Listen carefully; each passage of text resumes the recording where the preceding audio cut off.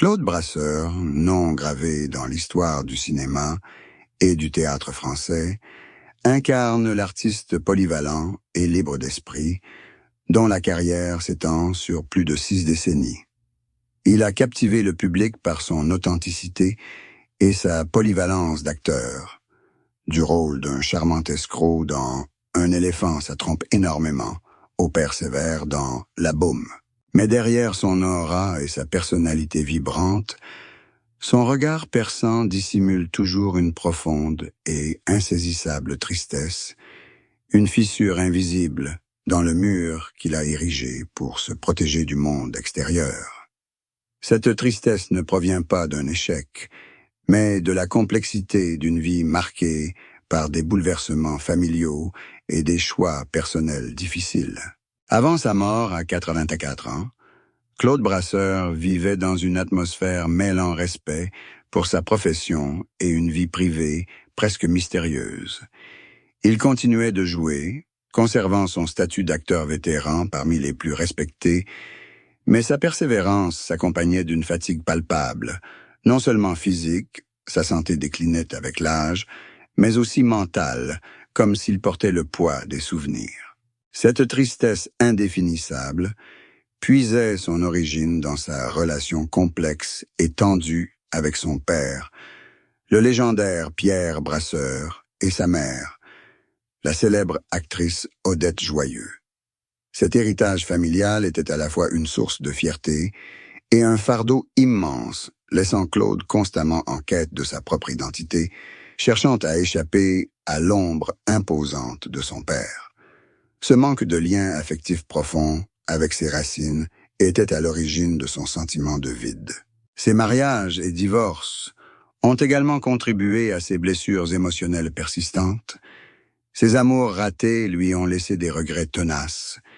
Et bien qu'il fût un père aimant, sa relation avec son fils a connu des épreuves et des ruptures, autant de fragments qui ont composé le tableau triste de ces dernières années. Sa carrière, malgré un immense succès, était parfois décrite par lui avec une indifférence singulière, comme s'il recherchait quelque chose de plus important que la gloire et le succès. Cette quête vaine engendrait une pression intérieure qui le rendait toujours distant. La question qui le hantait le plus était « Que cachait Claude Brasseur ?» Une vérité sur sa jeunesse rebelle, un secret lié à une liaison ou une trahison, ou encore un regret inavoué concernant un autre choix de vie, tout cela dissimulé derrière un sourire malicieux et une apparence polie, créant une légende cinématographique à la fois charmante et tragique. La vie amoureuse et les mariages de Claude Brasseur furent une succession de hauts et de bas qui façonnèrent sa personnalité et ses émotions. Ce fut un véritable parcours du combattant, une quête de stabilité et d'engagement, à l'opposé de l'image romantique et quelque peu insouciante qu'il incarnait souvent à l'écran, révélant un profond désir de foyer. Son premier mariage, et peut-être le plus célèbre, fut avec Peggy Roche, mannequin et actrice charismatique, qu'il épousa en 1970. Dès le départ, cette union fut empreinte de rébellion et de passion, reflétant l'impulsivité des deux époux. Mais c'est précisément cette intensité qui rendit la relation difficile à maintenir face aux tentations et aux pressions du monde artistique, menant à une rupture douloureuse et tumultueuse.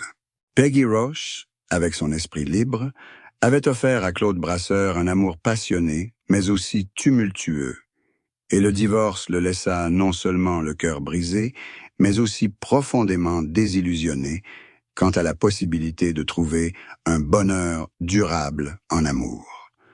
Cette rupture fut d'autant plus douloureuse qu'elle survint dans un contexte de pression familiale et de surveillance médiatique constante, accentuant la tristesse et le sentiment d'échec évoqué au chapitre 1. Après son premier mariage, Brasseur chercha une plus grande paix et stabilité auprès de Michel Cambon, qu'il épousa en 1900. Ça, hein? Cette relation, considérée comme la plus stable et discrète de sa vie, lui offrit un ancrage essentiel après des années tumultueuses. Michel le soutint dans les moments les plus difficiles, notamment lors d'un grave accident au Paris-Dakar. Bien que leur union ait duré et donné naissance à un fils, Alexandre Brasseur, qui suivit plus tard ses traces comme acteur, ce lien ne parvint pas à effacer les blessures du passé. Concilier une carrière d'acteur prestigieuse et les responsabilités familiales demeura un défi majeur, engendrant parfois des distances émotionnelles invisibles. L'échec ici ne résidait pas seulement dans le divorce, bien qu'il n'ait divorcé que de Peggy Rush, mais aussi dans l'impossibilité de construire une famille parfaite selon les attentes sociales, un fait que Claude Brasseur a utilisé sa carrière et sa passion pour les sports de vitesse comme une échappatoire et un mécanisme d'adaptation pour éviter d'affronter directement ses échecs émotionnels, révélant une lutte intérieure de longue date entre le désir d'aimer et la peur d'être à nouveau blessé. À 84 ans, Claude Brasseur n'est plus l'homme impulsif et romantique de sa jeunesse, mais un témoin serein du temps qui passe, un acteur chevronné à la profonde contemplation de la vie. C'est à cet âge avancé qu'il s'est confié avec sincérité sur la tristesse qui l'habite, tout en conservant une pointe de son détachement habituel, sans jamais laisser transparaître sa faiblesse. Il parle souvent de cette tristesse comme d'une perte liée au temps qui passe et à la perte, non pas la perte matérielle ou la gloire, mais la perte d'être cher, disparu. Le départ de ses partenaires et réalisateurs de l'époque, qui le plonge dans une solitude grandissante au sein d'un monde en perpétuelle mutation. La conscience de la finitude de la vie est devenue la principale source de sa mélancolie. Brasseur a un jour décrit sa tristesse comme une grave maladie avec laquelle il a appris à vivre, non à guérir, mais à transformer en force pour continuer à jouer.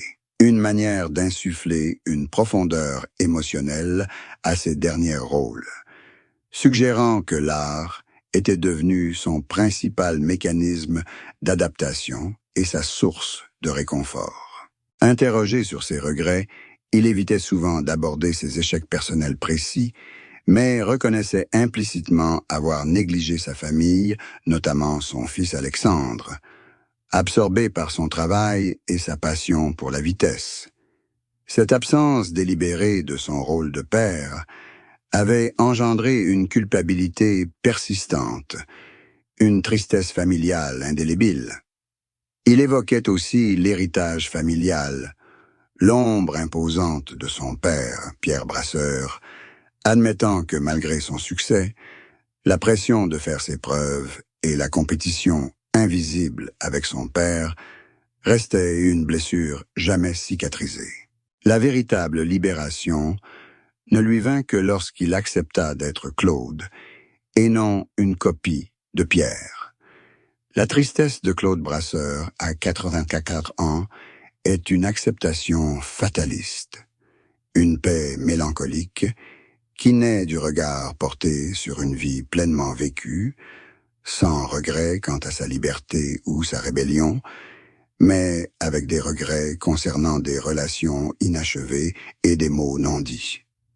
Son silence et ses derniers rôles furent pour lui l'expression même de cette tristesse.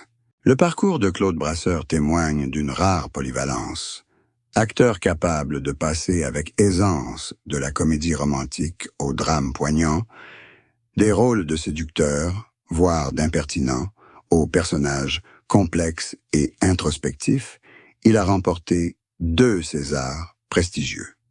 Pourtant, cette brillante carrière est voilée par des secrets personnels qu'il a tenté de dissimuler au fil des ans, principalement liés à son esprit rebelle et à sa vie amoureuse, passionnée et tumultueuse.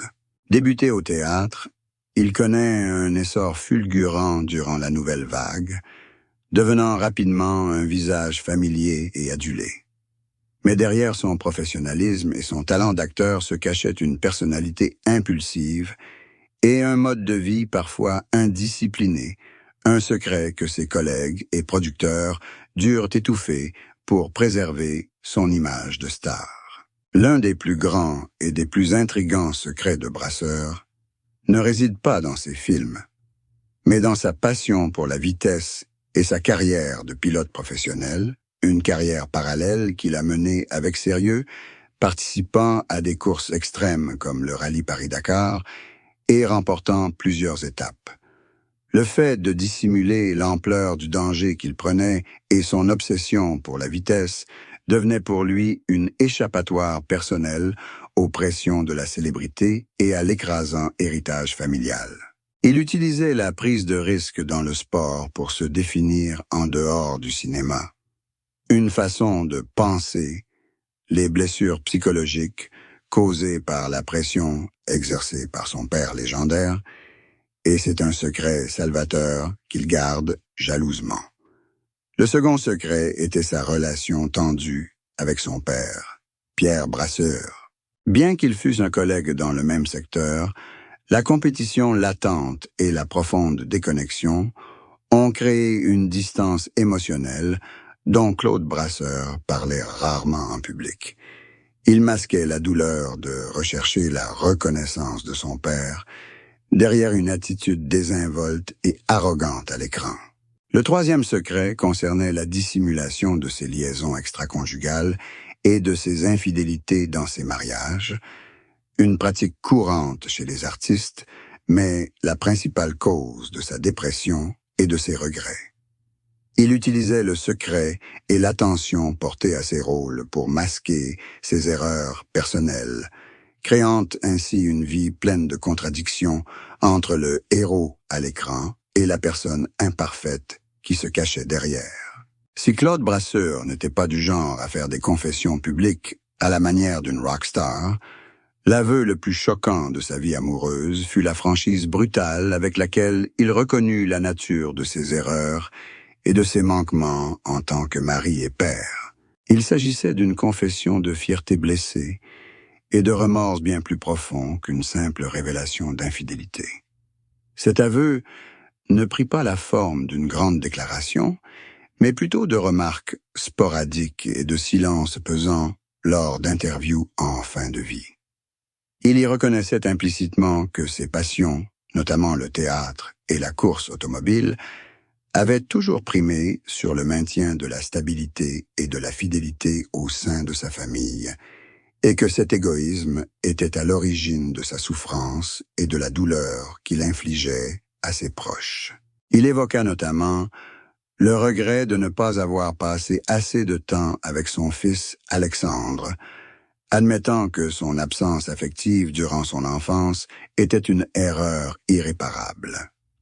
Cet aveu d'un échec en matière d'amour familial était d'autant plus choquant qu'il contredisait l'image du père aimant et attentionné qu'il incarnait souvent dans des films comme La Boum.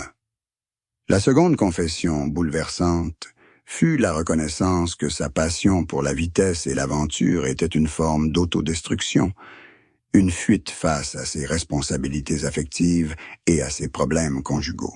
Il admit que chaque course n'était pas qu'un simple événement sportif, mais aussi un moyen d'échapper à la complexité de son existence, un aveu d'utiliser l'adrénaline pour masquer sa souffrance et sa fragilité amoureuse.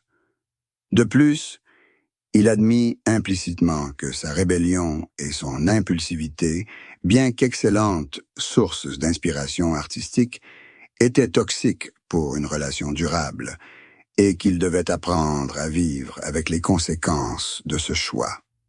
Cette analyse brutale de la nature de son amour, intense mais instable et dangereux, révéla la véritable faiblesse et le remords de Claude Brasseur. Une libération émotionnelle finale du rôle du héros parfait qu'il avait incarné toute sa vie. La question du nouveau mariage de Claude Brasseur, comme celle de nombreux artistes à la fin de leur vie, ne portait plus sur la recherche d'un nouveau partenaire au sens romantique du terme, mais plutôt sur une redéfinition de l'attachement et de l'engagement après des décennies de souffrance et d'échecs. Pour Brasseur, s'il y avait eu un nouveau mariage, c'était sa réconciliation avec lui-même, avec sa famille et avec sa carrière, un nouvel engagement envers la paix intérieure et la maturité dans sa vieillesse. Il a connu 2 mariages officiels et plusieurs autres relations, mais dans ces dernières années, la relation la plus importante à laquelle il s'est consacré fut celle avec Michel Cambon, sa seconde épouse, avec laquelle il a entretenu une relation stable et discrète jusqu'à la fin de sa vie. Lorsqu'il évoquait cette relation à cette époque, il parlait de collaboration et d'une acceptation mutuelle plutôt que d'un amour passionné de jeunesse, un hommage à la patience et au pardon qui leur avaient permis de traverser toutes les épreuves. Brasseur a exprimé sa gratitude envers Michel, la décrivant comme le pilier de sa vie, celle qui l'avait aidé à se stabiliser et à traverser ses années de rébellion et ses aventures périlleuses. Cette reconnaissance pouvait être perçue comme un nouveau mariage, spirituel, un engagement renouvelé fondé sur la maturité et un profond respect. En réalité, le véritable nouveau mariage de Claude Brasseur est sa guérison et son acceptation totale envers son fils Alexandre, qui a embrassé la carrière d'acteur. Lorsqu'il parle d'Alexandre, il exprime une fierté mêlée de regrets pour les années perdues. Retrouver le chemin de son fils, partager la passion du théâtre, est une forme de renaissance et un réengagement envers son rôle de père, un mariage sacré avec son héritage familial. Il affirme que le bonheur à un âge avancé ne réside pas dans la nouveauté, mais dans la guérison et la paix que l'on trouve dans des relations blessées mais préservées. Un message selon lequel le véritable amour à un âge avancé consiste à accepter les défauts de l'autre et à apprécier ce qui demeure. L'histoire de Claude Brasseur est une fresque épique de polyvalence et de contradictions, la vie d'un artiste dévoué à l'art, à la vitesse et à l'amour, mais aussi aux prises avec le poids de l'héritage familial et les conséquences d'une rébellion personnelle. Un parcours qui a marqué non seulement l'écran, mais aussi les recoins les plus intimes de sa vie, empreints de regrets et de reconstruction. Le film le présente comme un acteur talentueux, hanté par une tristesse invisible, suggérant des pressions familiales et des secrets inavoués. Il éclaire sa vie amoureuse et conjugale, notamment l'échec de son premier mariage avec Peggy Rush et sa quête de stabilité auprès de Michel Cambon, révélant le conflit intérieur entre son désir de stabilité et son impulsivité. La réflexion sur sa vie révèle que sa tristesse à 84 ans était la combinaison de la perte de ses collègues et du regret de son absence en tant que père, une acceptation douloureuse du destin. Elle dévoile un parcours professionnel qui reflète sa passion dévorante pour la course automobile, un exutoire et une source d'affirmation de soi, et sa relation complexe avec son père légendaire, révélant qu'il utilisait le risque pour masquer sa souffrance psychologique. Le récit culmina dans une confession bouleversante, une honnêteté brutale où il admit son égoïsme et ses manquements en tant que père de famille, une mise à nu de ses échecs amoureux qui avaient blessé ses proches. Enfin, le chapitre 6 interpréta son nouveau mariage comme un engagement renouvelé envers sa seconde épouse, Michel, fondé sur la maturité et le pardon, et surtout une réconciliation avec son fils Alexandre, une renaissance en tant que père et mentor. La conclusion de l'histoire de Claude Brasseur est une leçon sur l'humanité d'une star, un homme plein de contradictions, qui commit des erreurs, aima passionnément et lutta sans relâche pour se définir en dehors du carcan familial et des attentes sociales. Son véritable héritage réside non seulement dans ses interprétations mémorables, mais aussi dans son ultime honnêteté quant à ses faiblesses et ses regrets, prouvant que la grandeur d'un artiste se mesure également à sa capacité à reconnaître ses propres défauts. L'héritage de Claude Brasseur ne se limite pas à une longue liste de rôles marquants au cinéma et au théâtre. Il représente un manifeste d'indépendance artistique et le fruit d'un long cheminement pour s'affranchir de l'ombre imposante de son père, Pierre Brasseur, légende qui a façonné le jeu d'acteur français du XXe siècle. C'est cette lutte qui a forgé son charisme et exercé une profonde influence sur la génération suivante. Dès ses débuts, Claude a dû faire face à des comparaisons acerbes et à l'exigence de copier, voire de surpasser, le jeu théâtral et intense de son père. Le secret le mieux gardé résidait dans cette obsession, cette pression psychologique qui le poussait à trouver sa propre voix, son propre style, radicalement différent, plus authentique, plus sobre, moins flamboyant. Cette transformation a fait de lui l'un des acteurs les plus polyvalents du cinéma français moderne. Un français moderne.